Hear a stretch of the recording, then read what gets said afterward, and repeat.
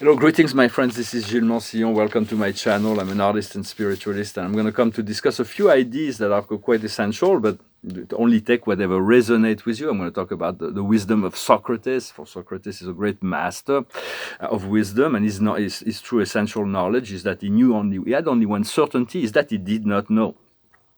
But for now, I just wanted to say that this new moon is bringing a lot of courage. We're addressing a lot of new things. Courage is the essential foundation for all other virtues to come in. It means to be able to overcome fear. For the more courage we have, the more compassion and lucidity will grow. The love and the wisdom will grow parallelly, and vice versa. Those are the pillars of ascension.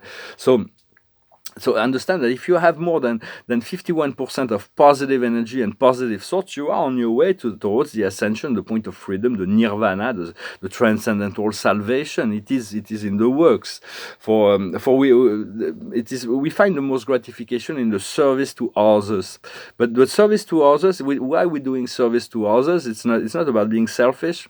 This can maybe sound paradoxal, but it is for our own growth and evolution, because we learn so much through service that in a sense we have to consider that the first point is our own growth and evolution, no matter what we do, rather than being selfish and trying to utilize the world in the detriment of others, which we always do, to utilize this service to others as a point of personal growth and freedom. For we learn so much more through experience than through words. It is important to understand that. And when we have this intention of service to others, we see the need that we are all connected, and there is a need for advancement. For the more we give, the more we can receive light and wisdom as well. We receive the total support of angelic and archangelic and masters, and all company of heaven is behind us. So angels are always in service to the lower world. They are service to God. They are the hands of God in the material universe. So as we ascend, we are able to unify our consciousness, our energy, with the higher forces of the universe, and we are helped and assisted in this process of ascension, whether we're conscious or not. We can give more permission to the spirit realm to assist. We want to recall the future, to receive the guidance, to know. It's very comforting, and to know this knowledge of the future, the future of joy and freedom, and of happiness and freedom. It is not a future of problems, as they want to sell us, but this joyful future should be it is a gentle power that we have to be gentle in relationship to ourselves and to others, to move step by step, and ask to overcome obstacles. There's going to be obstacles. There are things that needs to be brought back into balance in our life, but ask to have the guidance, the support, the assistance of spirit. So all the process will be through grace and ease. We've learned so much through chaos, for it was very useful to learn through chaos, but now we want to learn through peace and harmony. It is asked that each day will be filled with grace and joy, and for there is a new sense of priority. Spirit is showing me some priorities today for having the courage to make a pile of those things that are no longer needed, and the pile of those things that are the new. So it's like I made some strange dreams last night, but they were pretty clear in their significance. For it is important to let yourself be guided, to know you are guided, to receive consciously the guidance, the signs, to pay attention to that, to know you are guided. Then once you are guided, to understand the guidance, and then to follow it as much as you can. But do not blame yourself if you cannot be 100% in the alignment of your I am presence right away. It is a step-by-step process, and Spirit is very patient with us, so do not continue to follow whatever feels the most real to you. And it is, I'm going to pull a few cards with the angels.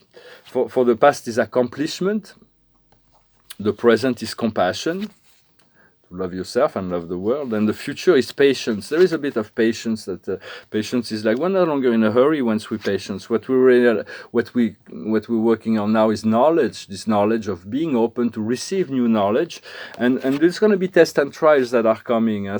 But this will bring a renewal. For the chaos will come. There's going to be a lot of chaos, but it's going to be outside chaos, not going to be inner chaos. So the more you shine your light, the more the darkness will have to retreat. And if the darkness moves forward, it's because we don't have enough light to offer, for the darkness cannot penetrate the light.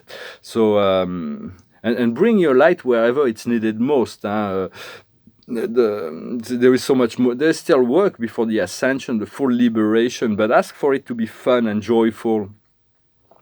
And I wanted to discuss a little bit about this knowledge of the unknown, the recognition that our knowledge is really very little.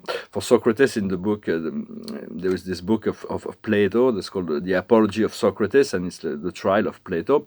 And Plato was like wondering why he was considered to be the wisest man on the Greek civilization in Athena. And so he went to see all the wise people of his time to see why those people they were not wiser. They had so much knowledge when he claimed that he had no knowledge whatsoever. Although Nietzsche really was criticizing him, I still believe that for Nietzsche, like, it's interesting to read, but he's not a great philosopher. He's very well read, and nevertheless, he studied ideas so he went back to Apollon and the oracle of Delphi, and says, mortal wisdom is so little that to know that you do not know makes you the wisest person around you, because they all believe that they all know so much. And when Socrates, all the books of Plato is about Socrates' conversation, where Plato meets people with so much knowledge, and analyzing their knowledge, he deconstruct them and make them realize it's not really they're not as wise as they think they are, and then a new truth comes out of them. It's like very interesting. Plato is very easy to understand. I recommend it. There is a lot of people that are turned towards energy healing. We're going to move into more holistic principles. And for that, when we do holistic principles, there is not one size fits all. Everybody's different. And when it comes to healing, it's not about accumulating diplomas or techniques. It's not about the more techniques you will have. It's about allowing the flow of the divine within you to see what the person needs and to let the divine principle within the person just operate magic in the healing process. So it's not about technique. It's not about accumulating technique. Whatever techniques you have, you can continue to go deep within and to not to accumulate surface knowledge. And so, and you're doing it for your own growth and evolution. The more you serve, the more you heal, the more you will be healed yourself. And for there is Chiron, the great healer, the father of all medicine, the great center of astrology. The wounded healer was the teacher of Asclepius, the god of medicine in Egypt, and Panacea, who she knows all things with the plants, how to heal with plants, or Hygiea, his daughter Hygiea, the prevention of illness through hygiene. And so, But healing has to be removed from ego understanding. For when it is God giving this healing to somebody else, it's like you cannot claim the ego cannot claim the success of that. It's not like medals we put on the wall or whatever. It's not. It's just pure service. But you're doing it. You have to do it for your own. It's all self-help, and the more you're able to heal the world, the more you will find this ascension and healing. And so understand the balance of things, and money will flow as a result of that healing, but it cannot be the prime motivation. There's a lot of people that become doctor to make a lot of money also, and this is not the way towards successful healing career. So this initiation there is an initiation that Metatron was talking about moving into the unknown. For there's so much that is known and so much that is unknown. But yet, when we move into the unknown, we open a doorway. It is a key to the opening to the great expanse of heaven. And for the Creator is a mystery to all. What is unknown is yourself. We are unknown to ourselves. For the oracle of death, know thyself, nothing more. But we do not. Once you know yourself, you will know God and the universe. It's like it's only one and the same. All is connected. For others are unknown, and the universe is unknown. For the destiny of sons and daughters of God are glorious, and it's a glorious ascension path to return to paradise. And yet, even for deified beings, such as the great gods of creation, they're no longer sons and daughters of God. They are brothers and sisters of God. They came to a realization of the truth that is on such a high level that God made them equal to himself. So they are one with God. They are God. And yet infinity is moving towards an inconceivable future. So it's like even there, the Father, Mother, God of our universe, there is a lot of unknown in the process, but for the paradise deities create mysteries. They keep, otherwise the adventure would end. So this like the unknown creates the adventure. But how do you feel in relationship to the unknown? Does it brings fear to move into the unknown? For we have to accept to accept the unknown, to be grounded within the unknown, with the not knowing, and to have faith and trust in the unknown. For only God knows, but you can trust that you have that God self within that will reveal to you whatever you need at the right time. And so the thing is to clear our mind, of all that is known. Sometimes to let go of all knowledge, to move into that, to let knowledge dissolve into this great unknown. And then it becomes space, it becomes expansion into the nothingness. For when I do that, my third eye just automatically open up to a vision, to something that comes in about my future. Right? It's like the third eye is the revelator. It's a great revealing for this inner knowing and aspiration. The higher energies are blending in. So just this void, when you move into this void, you just need to, with your intention, to fill it up with divine light, with eternal love. So it's a process. I also wanted to talk briefly about the monetary transformation. For like decades, we've been prepared for this transformation to move from lack to abundance in the monetary systems. But it cannot come all at once.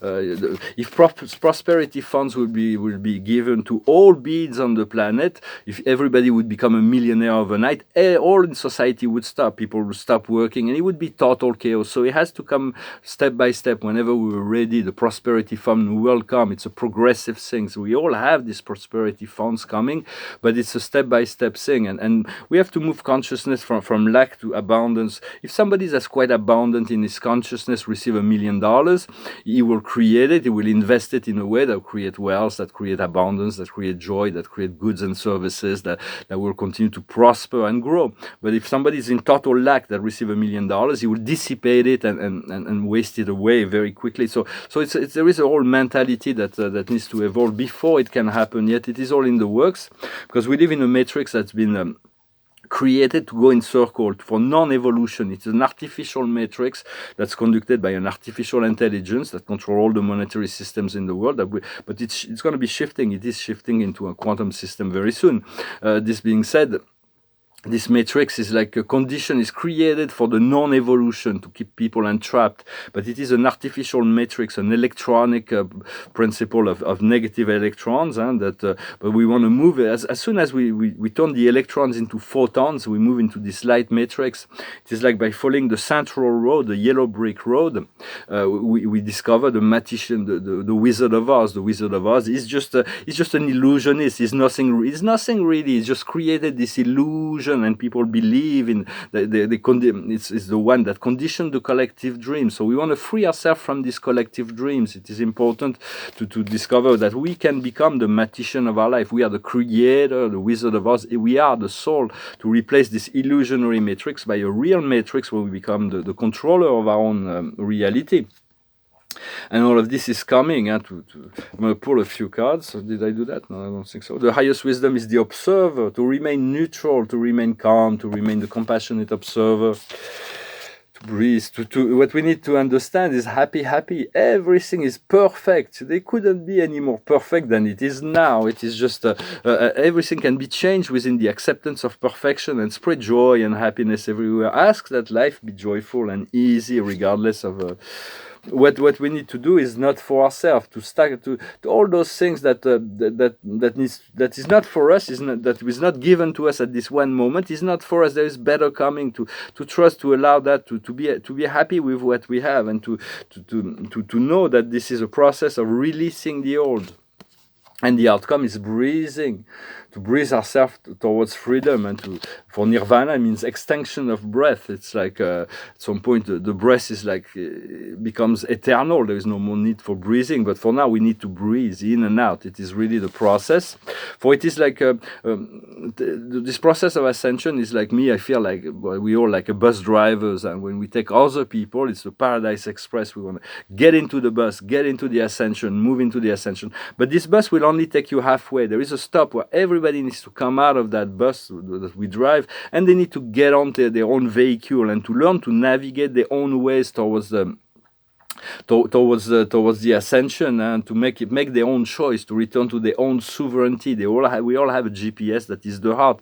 Sometimes it's okay to stop at a gas station and ask for direction, to ask spirit for counsel. And anytime we are assisted in a process, but do not let other people make the choices for you. Take control of your vehicle. Say, well, I'm going to tell you where you need to go, and let people drive the way they want. Wherever they want to go is where they want to go, and they're not going to bump into you, and they just let them go. Just learn to navigate your own flow, and then eventually you can sit back and let God drive your car. But first, but not anyone else but your God self. If your God self or one of your guys or archangels can take over the control of your vehicle for a little while, it's just to show you the way to navigate in a better way. But then, because they all higher spirit do not want to make those choices for you. They want you to become aware and sovereign of your own choice, so you can navigate your own process. Well, I hope this message was interesting for you. Thank you for liking, sharing, commenting, subscribing, and thank you for your donations.